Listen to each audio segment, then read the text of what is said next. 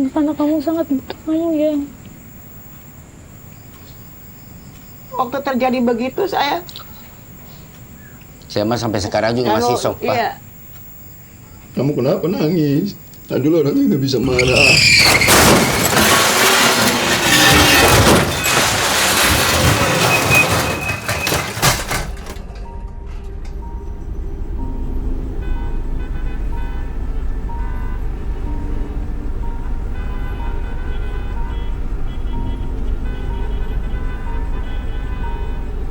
Jam segini macet apa sih, Pak? Oh, kayaknya ada kecelakaan tuh, Pak. Hah? Ya. Kecelakaan? Bang, tolong, Bang. Tolong.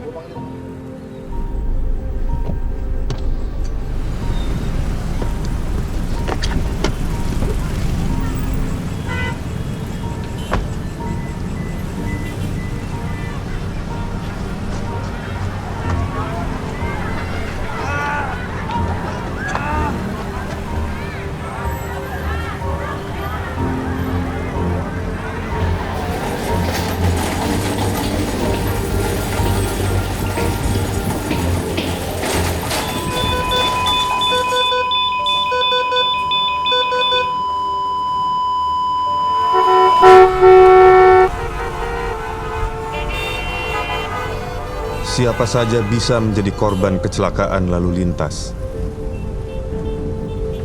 Kita memang tidak akan pernah tahu apa yang akan terjadi di depan kita. Waspada dan antisipasi itu memang perlu. Jalanan adalah rimba sebenarnya. Siapa saja bisa menjadi korban kecelakaan lalu lintas. Setiap kesempatan bisa saja naas itu terjadi. Semua orang tentu berharap baik-baik saja, berharap pulang ke rumah dengan selamat, bertemu dengan istri dan anak. Tapi siapa yang bisa melindungi harapan itu?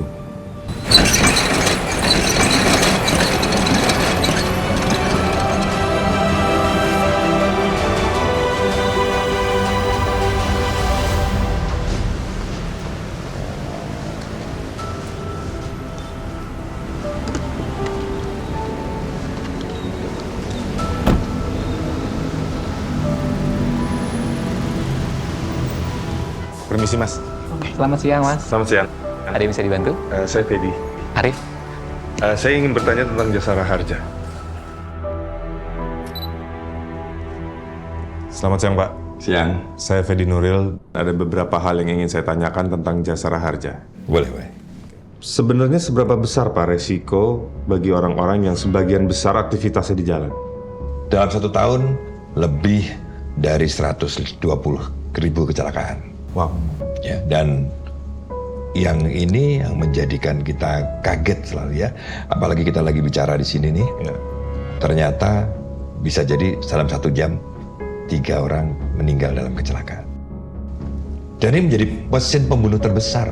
Kalau WHO mengatakan setelah jantung, kemudian stroke, yang ketiga adalah kecelakaan.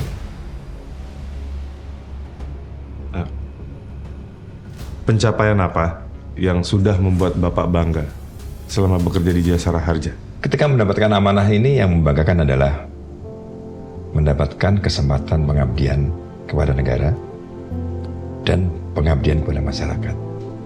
Maka kemudian apa yang dibutuhkan? Contoh tadi, masyarakat membutuhkan pelayanan yang tidak rumit, ya, tidak susah untuk melakukan klaim. Gitu. Yang tadinya mungkin klaim secara fisik, dokumen dan sebagainya. Sekarang kami rubah. Masyarakat nggak usah repot, nggak perlu yang namanya klaim. Jadi masyarakat ketika mendapatkan kecelakaan dan harus dibawa rumah sakit, ini semua rumah sakit sudah terdaftar. Jadi mereka otomatis dengan mobile service-nya bisa menggunakan dan kita bisa melakukan percepatan pelayanan kepada mereka. Dan inilah kemudian kita muncul performan di dalam pelayanan ke rumah sakit untuk luka-luka.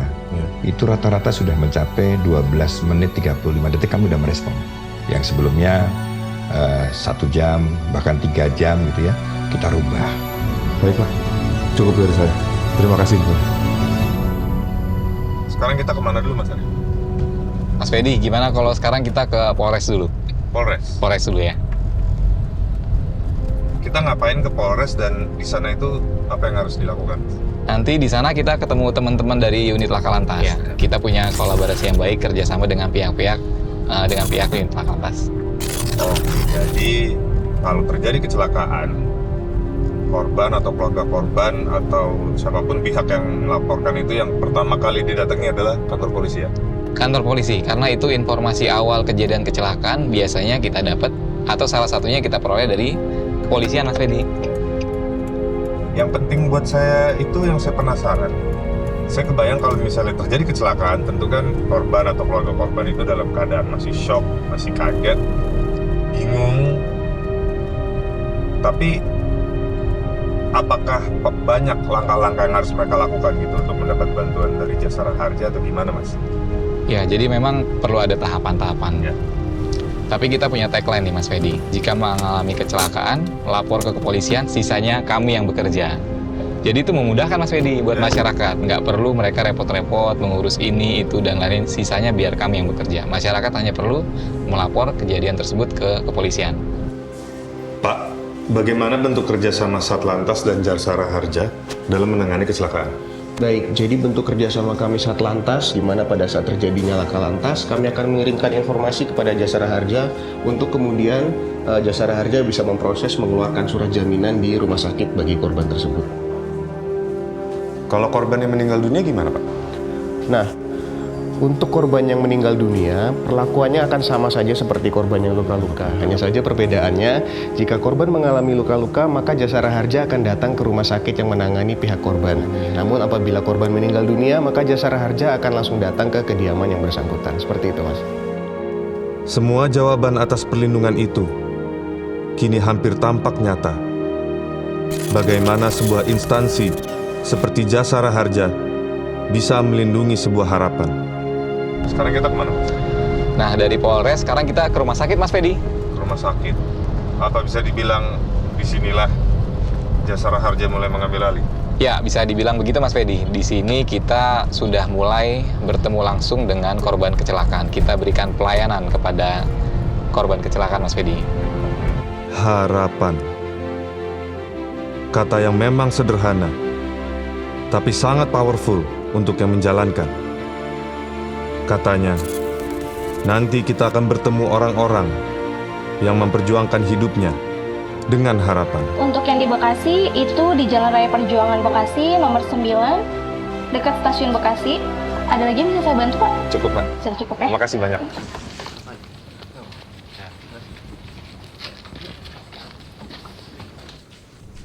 Permisi, Mas. Oh ya, Saya mau nanya, rumah almarhum Pak Samsudin di mana ya? itu belok kiri ada warungnya yang warna hijau. Oh, ini belok kiri, ada warung rumah warna hijau. Oke, makasih, Mas. Iya, makasih ya. Ya. Ya.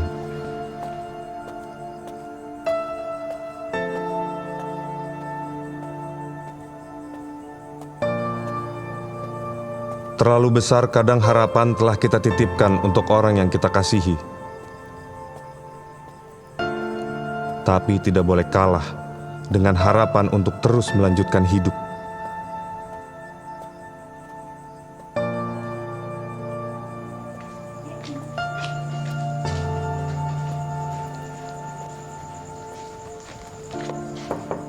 Assalamualaikum. Waalaikumsalam. Apa benar ini rumahnya almarhum Pak Samsudin? Dapat kabar bahwa Pak Samsudin kecelakaan. Apa yang pertama kepikiran, Mbak? Nggak mungkin gitu ya. Temennya dia nyamperin ke sini. Iya, sekolah. Mama Adul, kenapa? No, Adul katanya kejepit. Hah, kejepit apa dalam hati saya? Padahal kan baru jam 9:30, kata saya. Ini dia main kemana? Kata saya kan belum pulang. Kejepit mobil, langsung buru-buru saya ke sono. Masa sih buru-buru ke sono, pas ke sono ngeliat astagfirullahaladzim. Nah, saya pas sampai ke rumah sakit, ngeliat ke rumah sakit, ini kakak iparnya nelpon dari rumah sakit, jangan Pak, Bapak takut nggak kuat. Iya, nggak kuat. Kan di sini udah ketahuan kecelakaan begini, jadi ngurusin yang sehat. Ya orangnya ini, Dek, orangnya baik, sayang perhatian sama saya, Dek. Benar. Saya nggak dianggap mantu, saya dianggap anak sendiri. Benar. Orangnya pendiam sih. Orangnya dia Pendiam, nggak banyak ngomong orangnya. Sama anak-anak juga sayang. Sama saya, sama mertuanya juga sayang. Apalagi sama anak-anak, sama istrinya. Saya ingat kebaikannya. Dek, benar demi Allah, demi Rasulullah, dek, saya ingat sampai sekarang kalau saya ingat waktu terjadi begitu saya terus dapat kabar dari orang sana, Samsudin kecelakaan ketabrak mobil kontainer. Saya juga nggak habis pikir, berapa menit sebelum terjadi ambil video call sama anak saya.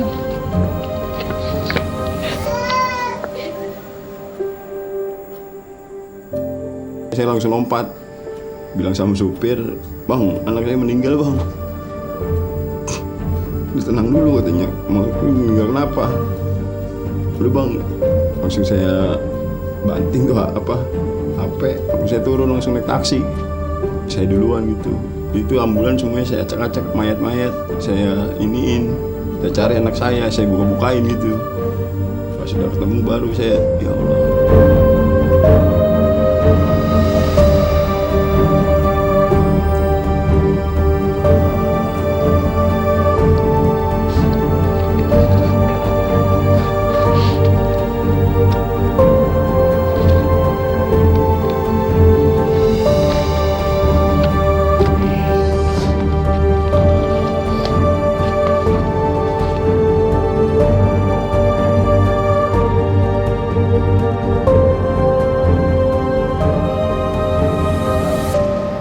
Kemarin ada temennya datang ke makam, nangis ditanya sama istri saya, "Kamu kenapa nangis?" Dulu orangnya baik banget. Dulu orangnya nggak bisa marah. Itu yang bikin dia berkenan, itu yang bikin dia berkesan, itu yang bikin dia nangis juga, Bang. Emang anak baik, Bang. Ketika saya datang ke sana, saya mengetahui ayah ibunya sudah tiada dan meninggalkan satu orang anak usia 8 tahun. Jujur pada saat itu saya sedih. Karena saya mengingat kondisi, memang usia anak saya juga di usia yang sama. Bagaimana kalau anak saya juga mengalami nasib yang sama seperti dia. Saya nggak terbayangkan harus kehilangan kedua orang tua. Satu sosok adalah sebagai pencari nafkah, tulang punggung ekonomi keluarga. Satu sosok adalah seorang ibu yang biasa merawat anak-anaknya. Dan saya juga melihat sebuah kesedihan dari orang tua dari salah satu korban. Karena dia mungkin tidak terbayangkan bagaimana ke depan mengurus anak-anaknya. Namun dengan kedatangan saya menemui mereka dan menjelaskan bahwa kita akan memberikan santunan, memberikan bantuan, terpancar sedikit senyum dari mereka. Saya di situ merasa puas dan merasa bangga bahwa kehadiran saya, kehadiran Jasa Raja ternyata sangat dinanti oleh masyarakat yang sedang tertimpa musibah. Terus dengan besarnya bantuan dari Jasara Harja, seberapa berguna, Mbak, buat kehidupan Mbak bertahan hidup atau melanjutkan hidup? Ini bocah, biaya banyak. Ini baru sekarang 2,5 tahun tuh anak, kata anak saya, ya udah untuk manjang ini yang dapat Jasa Harja, kata anak saya gitu. Ya udah nggak apa-apa gitu. Udah sekarang ini uang ini udah dipakai ini aja, dipakai usaha aja, modal.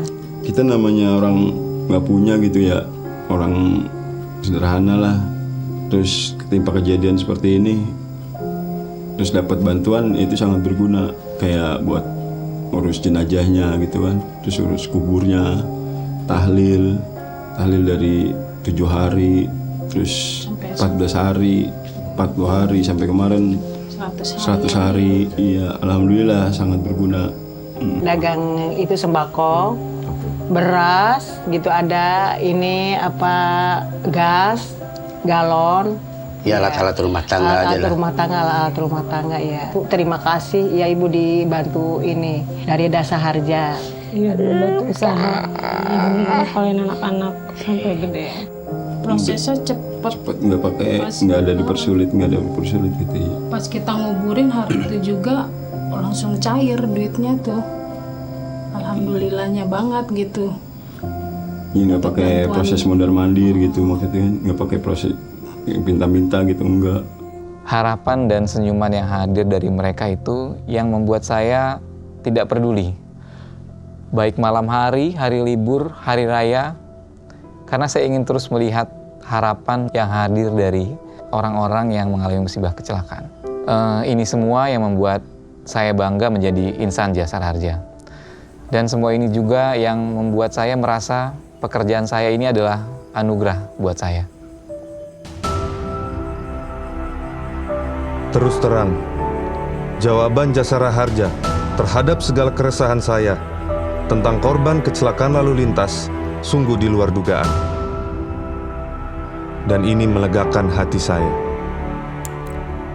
Jasara Harja akan selalu memberikan ketenangan bagi kami di setiap perjalanan.